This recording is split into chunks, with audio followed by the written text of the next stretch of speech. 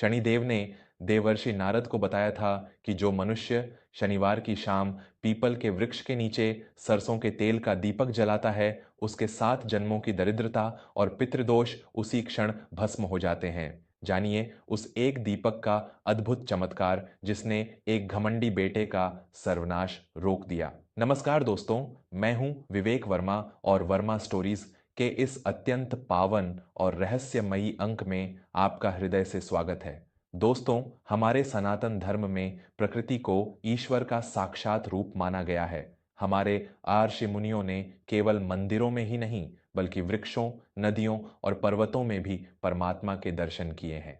इन्हीं दिव्य वृक्षों में सबसे सर्वोच्च और पूजनीय स्थान प्राप्त है पीपल के वृक्ष को। श्रीमद् भगवद गीता में स्वयं भगवान श्री कृष्ण ने कहा है, वृक्षों में मैं पीपल हूं। लेकिन आज की इस आधुनिकता की अंधी दौड़ में, कंक्रीट के जंगल बनाने के लालच में हम इन पवित्र वृक्षों का महत्व भूल चुके हैं। आज के युवा शनिवार के दिन पीपल के नीचे दीपक जलाने की परंपरा को एक अंधविश्वास या पुरानी दकियानुसी सोच मानकर टाल देते हैं। लेकिन क्या आप जानते हैं कि कर्मफल दाता भगवान शनिदेव ने स्वयं देवर्षि नारद को इस एक दीपक का वह गूढ़ रहस्य बताया था जो किसी भी रंक को राजा बना सकता है और बड़े से बड़े महापाप को भस्म कर सकता है। आज की जो कहानी मैं आपको सुनाने जा रहा हूं वह किसी पुराने युग की नहीं बल्कि आज के समाज की एक ऐसी सत्य और रोंगटे खड़े कर देने वाली घटना है जो आपको यह सोचने पर मजबूर कर देगी कि हमारी परंपराओं का अपमान इंसान को किस गहरे पाताल में धकेल सकता है। यह हृदय विदारक कथा है गुजरात के एक व्यापारिक नगर किशनगढ़ की। किशनगढ़ में बद्रीनाथ नाम के एक अत्यंत सीधे, सात्विक और धर्म कर्म को मानने वाले वृद्ध रहते थे। बद्रीनाथ जी ने अपना पूरा जीवन ईमानदारी और मेहनत से जिया था। उनका एक ही पुत्र था, मदन। बद्रीनाथ जी ने अपना पेट काटकर और अपनी छोटी सी जमीन बेचकर मदन को उच्च शिक्षा दिलवाई थी।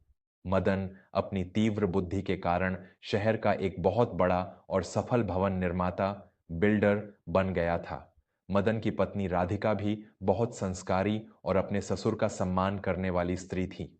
मदन के पास आज करोड़ों की संपत्ति, नौकर चाकर और महंगी गाड़ियां थीं, लेकिन धन के साथ मदन के भीतर एक बहुत भयंकर अहंकार ने भी जन्म ले लिया था। उसे लगता था कि दुनिया की हर चीज पैसों से खरीदी और बेची जा सकती है। धर्म, ईश्वर और कर्मकांड उसके लिए केवल मूर्खों का काम था। किशनगढ़ के बाहरी इलाके में एक जमीन थी जहां एक अत्यंत विशाल और लगभग 300 वर्ष पुराना पीपल का वृक्ष था। वह वृक्ष पूरे नगर के लिए आस्था का केंद्र था। नगर की स्त्रियां वहां जल चढ़ाती थीं और बद्रीनाथ जी सहित कई लोग हर शनिवार की शाम वहां सरसों के तेल का दीपक जलाते थे। मदन की नजर उस जमीन पर पड़ गई। वह वहां एक बहुत बड़ा वाणिज्यिक केंद्र, शॉपिंग मॉल बनाना चाहता था। अपने पैसों और रसूख के बल पर मदन ने उस विवादित जमीन को खरीद लिया। जब मदन ने घर आकर यह बात बताई कि वह उस जमीन पर निर्माण करने वाला है और उस पीपल के पेड़ को कटवाने वाला है, तो बद्रीनाथ जी के पैरों तले जमीन खिसक गई। मदन, तू पागल हो गया है। वह कोई साधारण पेड़ नहीं है। उसमें साक्षात त्रिदेवों का वास है और हमारे पितरों की आत्मा वहां शांति पाती है। उस वृक्ष पर कुल्हाड़ी चलाने का अर्थ है अपने ही कुल का सर्वनाश करना। बद्रीनाथ जी ने कांपते हुए स्वर में कहा।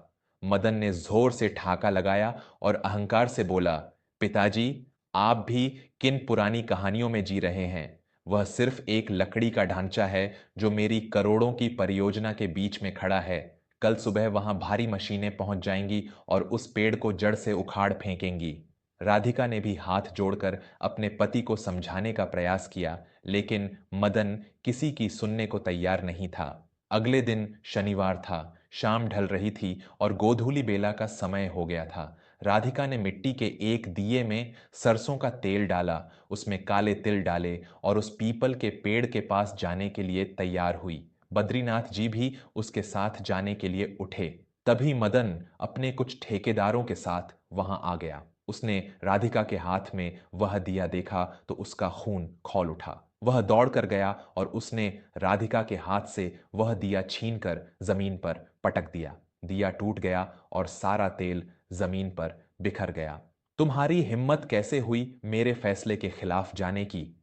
मैं कल उस पेड़ को कटवा रहा हूं और तुम आज वहां तेल फूंकने जा रही हो। यह अंधविश्वास मेरे घर में नहीं चलेगा। मदन पागलों की तरह चिल्लाया। बद्रीनाथ जी ने रोते हुए जमीन से उस टूटे हुए दिए की मिट्टी उठाई। तूने आज एक मिट्टी का दिया नहीं तोड़ा है मदन, तूने अपने ही भाग्य को ठोकर मार दी है। भगवान शनिदेव के क्रोध से अब तुझे कोई नहीं बचा सकता। मदन ने उपहास करते हुए कहा, शनिदेव, जो होगा मैं देख लूंगा। मेरे पास इतना पैसा है कि मैं किसी भी संकट को खरीद सकता हूं। लेकिन दोस्तों, इंसान भूल जाता है कि ईश्वर की अदालत में दौलत की गवाही नहीं चलती, वहां केवल कर्मों का हिसाब होता है। उस रात जब मदन सोने गया तो बाहर अचानक मौसम बहुत भयानक हो गया। आसमान में बिजली कड़कने लगी और एक भयंकर आंधी आ गई। अगली सुबह जब मदन अपनी भारी मशीनें लेकर उस जमीन पर पहुंचा तो वह हैरान रह गया।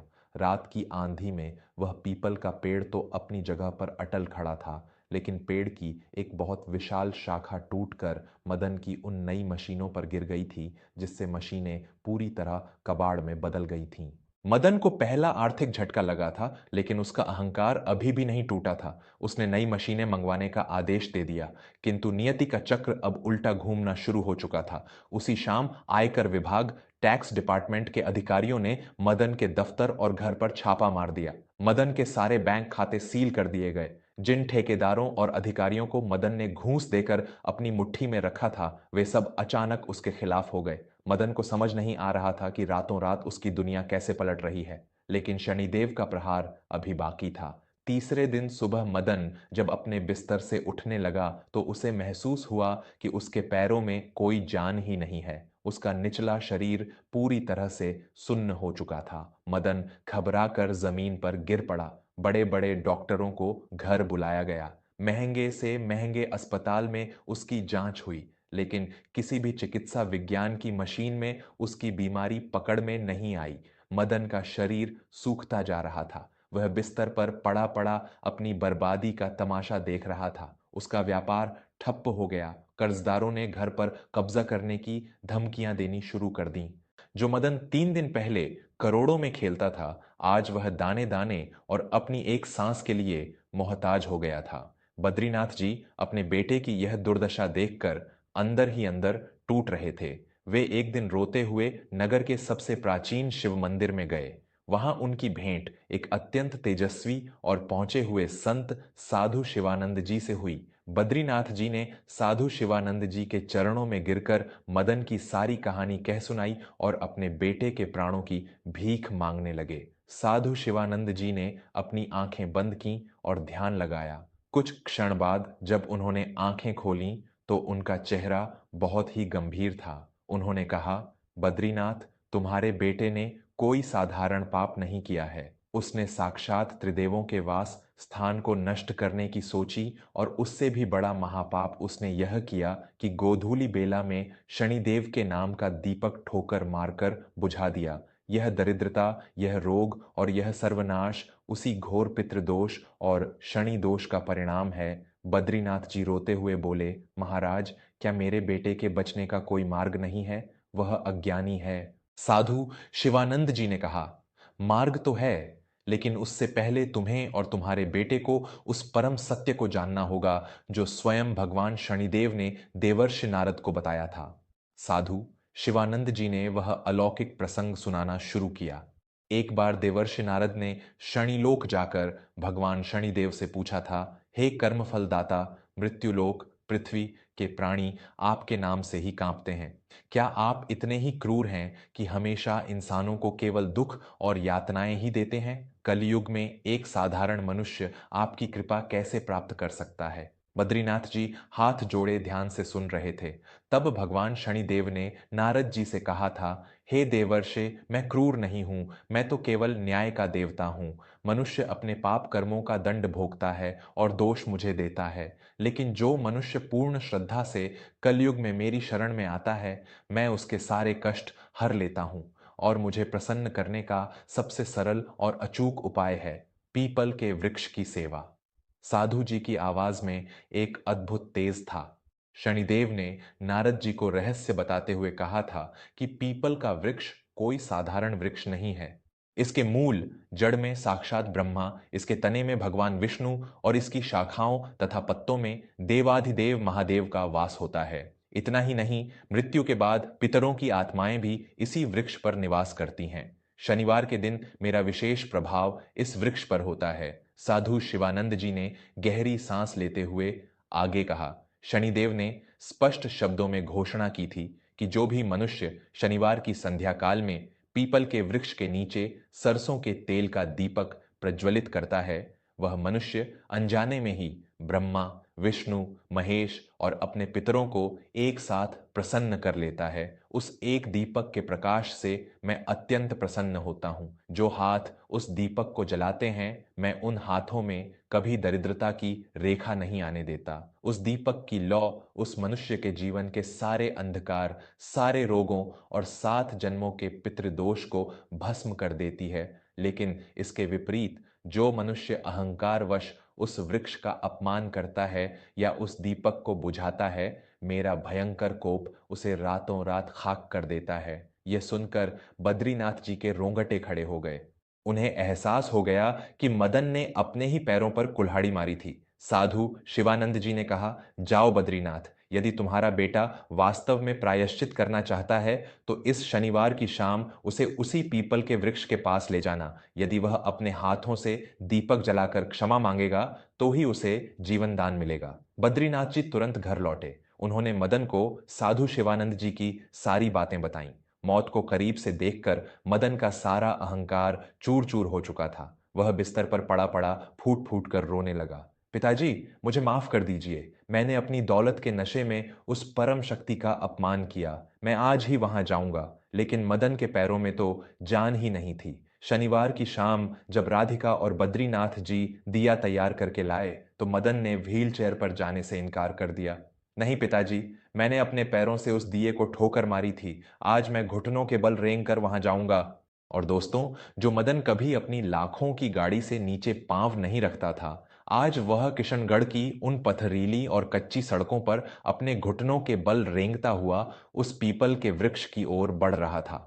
उसके घुटनों से खून रिसने लगा था, उसके कपड़े फट गए थे, लेकिन उसकी आंखों में केवल पश्चाताप के आंसू थे। बड़ी मुश्किल से जब मदन उस विशाल पीपल के वृक्ष के नीचे पहुंचा तो शाम ढल चुकी थी। उसने अपने खून से सने हुए हाथों से उस मिट्टी के दिए को पकड़ा। राधिका ने उसमें सरसों का तेल और काले तिल डाले। मदन ने कांपते हाथों से माचिस की तीली जलाई और उस दिए को प्रज्वलित कर दिया। दिए की लौ जैसे ही भड़की, मदन ने अपना सिर उस पीपल के वृक्ष की जड़ों पर रख दिया और बच्चों की तरह बिलख बिलख कर रोने लगा। हे त्रिदेव, हे शनिदेव, मेरे अहंकार को क्षमा कर दीजिए। मैं अंधा और अज्ञानी था। मैंने आपका और अपने पितरों का घोर अपमान किया। मेरी दौलत ने मेरी बुद्धि भ्रष्ट कर दी थी। मुझे क्षमा कर दीजिए प्रभु, मुझे क्षमा कर दीजिए। मदन के वे आंसू सच्चे थे। जब कोई पापी सच्चे हृदय से अपने पापों का प्रायश्चित करता है तो ईश्वर का हृदय भी पसीज जाता है। उस दिए की सुनहरी रोशनी में मदन को एक अजीब सी मानसिक शांति का अनुभव हुआ, जो उसने अपनी करोड़ों की दौलत में भी कभी महसूस नहीं की थी। चमत्कार रातों रात नहीं होते, लेकिन श्रद्धा अपना रंग जरूर दिखाती है। उस शनिवार की शाम के बाद मदन के जीवन में धीरे धीरे सकारात्मक बदलाव आने लगे। मदन ने सबसे पहले उस जमीन पर निर्माण कार्य हमेशा के लिए रद्द कर दिया। उसने उस पीपल के वृक्ष के चारों ओर एक बहुत ही सुंदर और भव्य चबूतरा बनवाया और वहां एक जल का कुंड स्थापित करवाया। कुछ ही हफ्तों में बिना किसी विशेष दवा के मदन के पैरों में जान वापस लौटने लगी। उसका वह रहस्यमयी रोग चमत्कारिक रूप से गायब हो गया। जब मदन स्वस्थ होकर वापस उठा तो वह एक बदला हुआ इंसान था। उसने अपने व्यापार में पूरी ईमानदारी अपनाई। आयकर विभाग ने कुछ जुर्माना लगाकर उसके खाते खोल दिए और उसके रुके हुए प्रोजेक्ट फिर से शुरू हो गए। लेकिन इस बार मदन की दौलत में घमंड नहीं था, बल्कि सेवा का भाव था। मदन, राधिका और बद्रीनाथ जी अब हर शनिवार को बिना भूले उस पीपल के चबूतरे पर जाते हैं और पूरे विधि विधान से सरसों के तेल का दीपक जलाते हैं। मदन ने उस जमीन के एक हिस्से में गरीबों के लिए एक धर्मशाला भी बनवा दी। दोस्तों, हमारी संस्कृति का हर नियम एक बहुत गहरा विज्ञान और आध्यात्म समेटे हुए है। पीपल का वृक्ष दिन रात हमें प्राण वायु ऑक्सीजन देता है। वह साक्षात जीवनदाता है। उसके नीचे दीपक जलाना केवल एक कर्मकांड नहीं है, यह प्रकृति के प्रति हमारी कृतज्ञता है, हमारे पितरों के प्रति हमारा सम्मान है और अपने भीतर के अहंकार को ईश्वर के चरणों में समर्पित करने का एक मार्ग है।